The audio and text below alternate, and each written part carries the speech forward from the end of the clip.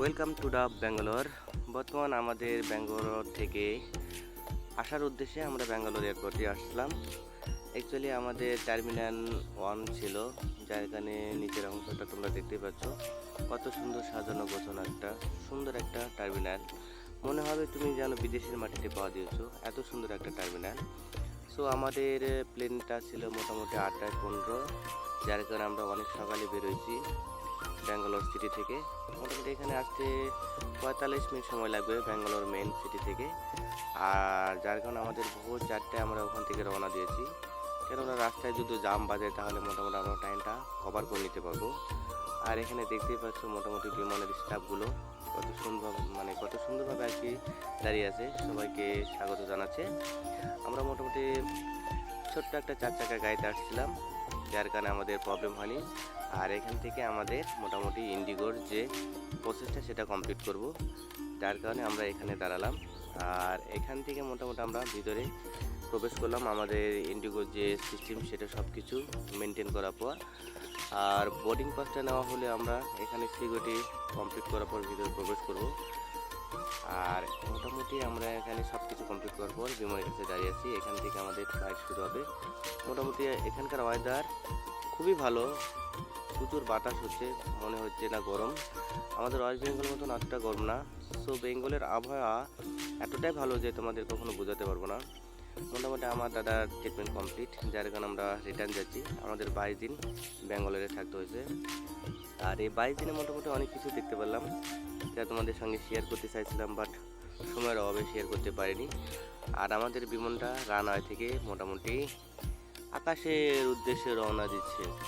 আসলে আকাশটা তোমরা কি বলবো, বিমানে আসলে আকাশের গতিটা বা মেঘের গতিটা তোমরা অবশ্যই বুঝতে পারবে, কত সুন্দর একটা পরিবেশ।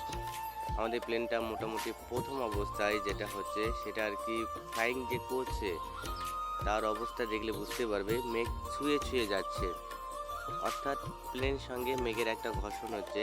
তোমরা এই ভিডিওতে দেখলে বুঝতে পারবে আর কি।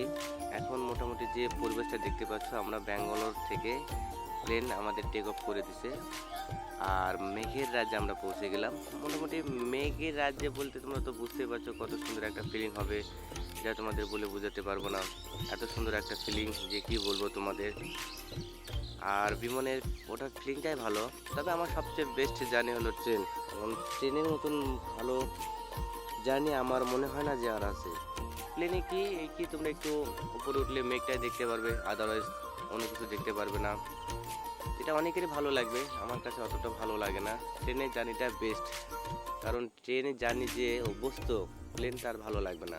আমি মানলাম যে প্লেনে সময় কম লাগে, তাড়াতাড়ি পৌঁছে যায়, এটা মানি, ঠিক আছে, কিন্তু যে দূরত্ব বা দূরের পথ অতিক্রম করে ট্রেনটা, সেটা আসলে খুব সুন্দর একটা যাত্রা হয়ে থাকে, যা তোমাদের কখনো আমি বলে বোঝাতে পারবো না। আর আকাশের অবস্থা দেখতে পাচ্ছ, দেখো মনে প্লেনটা একদম দাঁড়িয়ে আছে, মনে হচ্ছে না যে স্পিডে প্লেনটা যাচ্ছে, একদম নীরব, মানে স্লোলি যাচ্ছে। তো এটা অ্যাকচুয়ালি যারা প্লেনে যাতায়াত করে তারাই বুঝতে পারবে এটা কেন হয়, বা এরা দেখতে পায় এরকম হয় কেন। যারা প্লেনে যাতায়াত করবে তারা অবশ্যই দেখতে পারবে। আমার অভ্যস্ত আছে, যার কারণে সেম টু সেম কোনো কিছু মনে হয় না, ভালো লাগে, সময় বাঁচে, সময় শর্টকাট, এটা আর কি বলবো, যার কারণে সব কিছু ভালো লাগে।